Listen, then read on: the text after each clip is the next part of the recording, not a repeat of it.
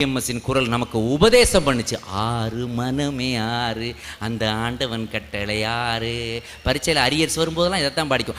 ஆறு மனமே ஆறு அந்த ஆண்டவன் கட்டளை ஆறு. 6 பேப்பர் மொத்தம். டிஎம்எஸ்ஸின் குரல் காதல் தோவிலில் துவண்டது. மரணம் என்னும் தூது வந்தது, அது மங்கை என்னும் வடிவில் வந்தது. பாதி பேருக்கு அப்படித்தான் வருது. சொர்க்கமாக நான் நினைத்தது இன்று நரகமாக ஆகிவிட்டது.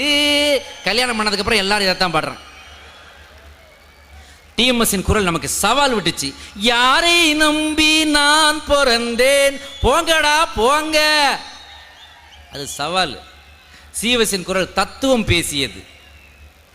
இரவல் தந்தவன் கேட்கின்றான், அதை இல்லை என்றால் அவன் விடுவானா?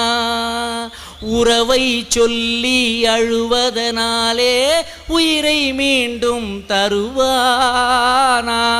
பின்னாடி டிஎம்எஸ்ஸின் குரல் விரக்தியில் வெடித்தது.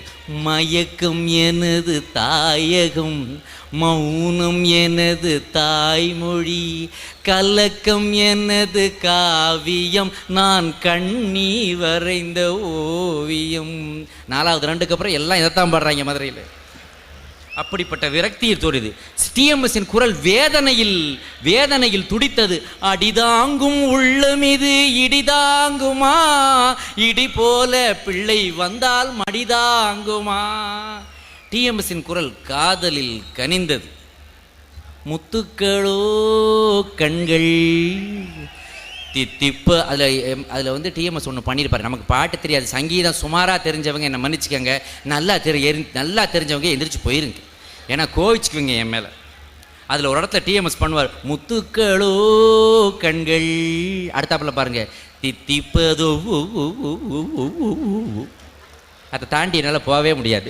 தித்திப்பதோ கண்ணம், சந்தித்த வேளையில் சிந்திக்கவே இல்லை, தந்துவிட்டேன் என்னை. அதுதான் காதலில் கணிந்தது. டிஎம்எஸ் ஈவ் டீசிங் வேற பண்ணியிருக்காருங்க.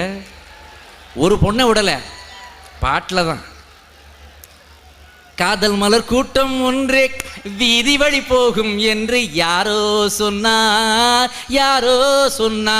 அதுல வேற ஜப்பான் ரிட்டன் ஜெயந்தி உன் மேனி வண்ணம் செவந்தி. அதுக்கு மேல சொல்ல வேண்டாம், நிஜ பேரா கூட இருக்க போகுது.